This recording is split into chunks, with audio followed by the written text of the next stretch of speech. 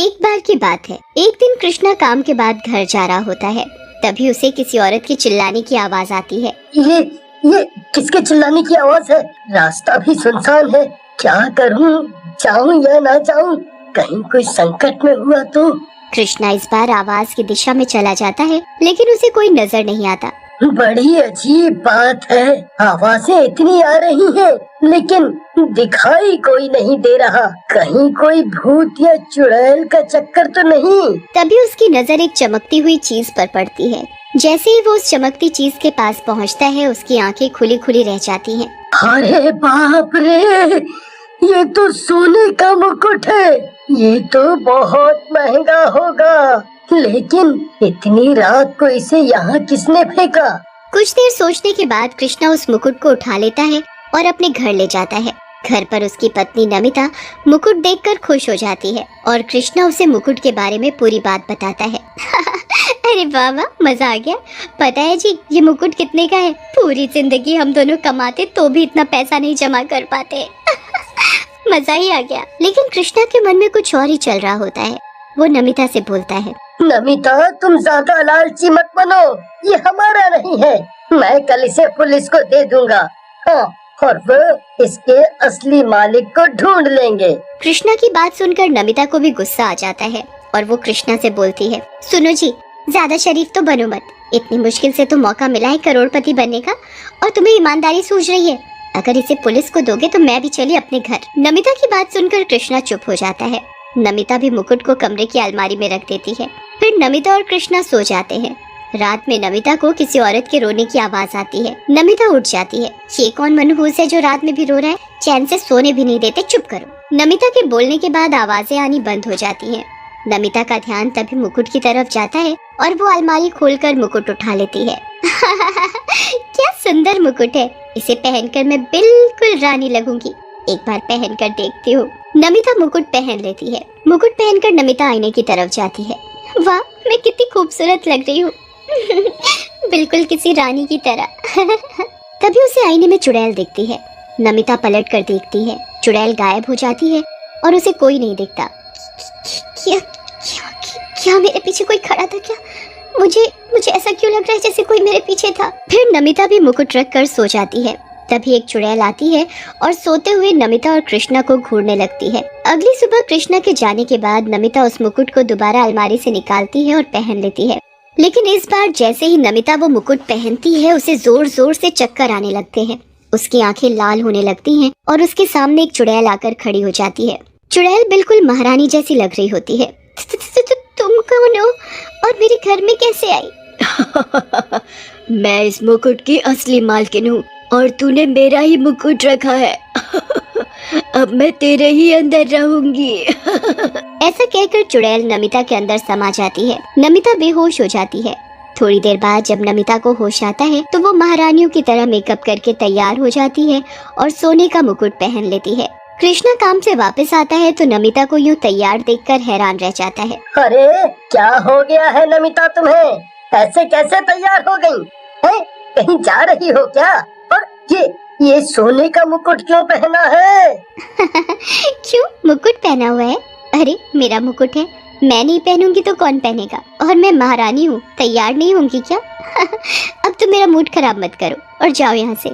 नमिता की बात सुनकर कृष्णा को गुस्सा आ जाता है और वो नमिता से बोलता है, अरे मूर्ख औरत, इतना महंगा मुकुट पहनकर घर पर बैठेगी तो लोग तेरे साथ साथ मेरी गर्दन भी काट देंगे, इसलिए ये मुकुट उतार कर रख दे।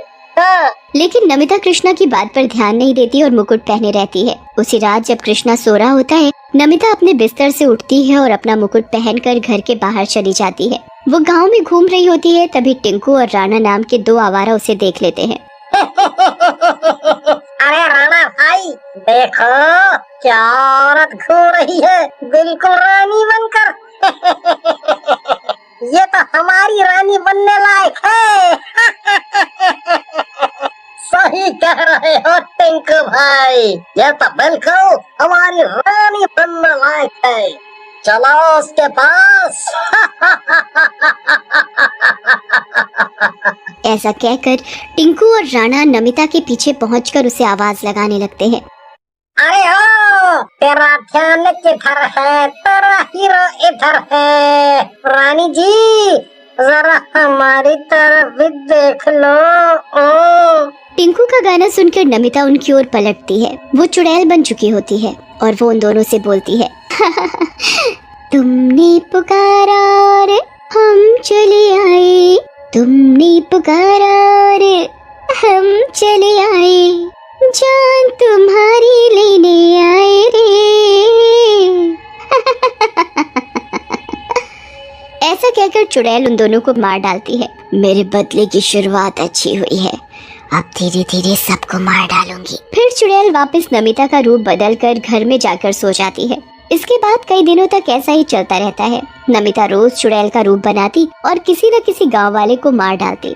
एक रात जब नमिता चुड़ैल बनकर गांव में जा रही होती है, कृष्णा उसका पीछा करने लगता है और उसे चुड़ैल के रूप में देखकर डर जाता है।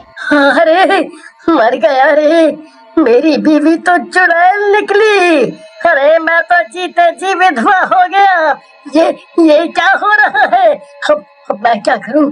मैं क्या करूं? तभी चुड़ैल बनी नमिता एक गांव वाले को मार डालती है। ये देखकर कृष्णा और डर जाता है। ये क्या कर रही है नमिता?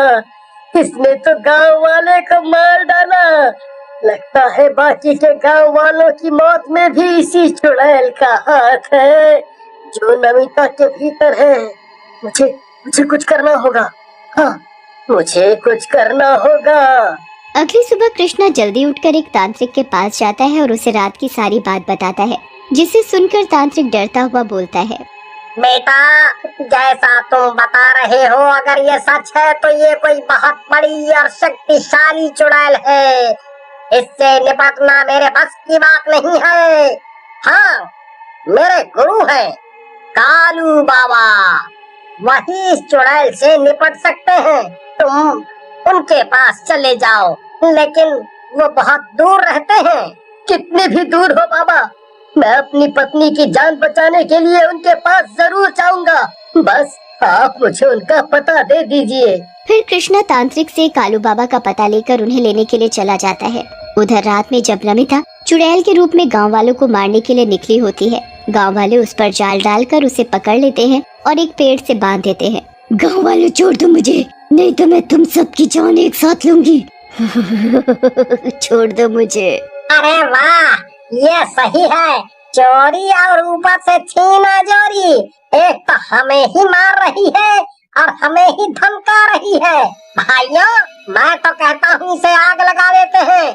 मैंने सुना है चुड़ैलें आग में जल जाती हैं। सही कहा तो भाई, हम भी यही सुना हूँ। जल्दी से जला देते हैं इसे, काहे बातों में समय बर्बाद करना। गाँव वालों, रुक जाओ। अगर तुमने इसे जलाया तो इसके साथ साथ मेरी पत्नी नमिता भी मारी जाएगी। रुक जाओ, रुक जाओ। कल्लू बाबा को देखकर चुड़ैल हंसने लग जाती है और बोलती है। तू आ गया कल्लू। मुझे पता था कि तू कहीं ना कहीं मुझे मिलेगा। अब मैं तुझसे बदला ले पाऊंगी। चुड़ैल को यूं हंसते देख गांव वाला बोलता है। चुड़ैल जी, आप कल्लू बाबा को जानती हो क्या? पर आपको इनसे क्या बदला लेना है? ये कोई बाबा बाबा नहीं है, ये तो पाखंडी चोर और हत्यारा है। मैं रूपनगर की महारानी रूपमती हूँ। इस दुष्ट ने खजाने के लालच में मुझे और मेरे परिवार को मार डाला और सारा खजाना लेकर भाग गया। तब से मैं इसे ही ढूंढ रही थी। लेकिन फिर तुम गांव वालों को क्यों मार रही थी? गांव वालों की मौत का तो मुझे भी एहसास है, लेकिन जितने भी गांव वाले मैंने मारे वो सब गलत और गंदे इंसान थे और उन्होंने किसी न किसी इंसान के साथ गलत किया था। चुड़ैल की बात सुनकर गांव वाले चुप हो जाते हैं और कल्लू बाबा को पकड़ लेते हैं। अरे तुम लोग पागल हो गए हो क्या? एक चुड़ैल की बातों में आ रहे हो? छोड़ दो, मुझे जाने दो। तब तक कृष्णा चुड़ैल की रस्सी खोल देता है। चुड़ैल आजाद हो जाती है और कल्लू बाबा को मार डालती है। कृष्णा, तुम ये मुकुट मेरे सर से उठाकर तोड़ दो। इसके तोड़ते ही मैं यहाँ से आजाद हो जाऊंगी और तुम्हारी पत्नी भी ठीक हो जाएगी और इस सोने को तुम गांव वाले आपस में बांट लेना। जैसे ही कृष्णा मुकुट तोड़ता है, चारों तरफ जोर जोर से हवाएं चलने लगती हैं और चुड़ैल गायब होने लगती है। थोड़ी ही देर में चुड़ैल पूरी तरह से गायब हो जाती है और नमिता भी ठीक हो जाती है।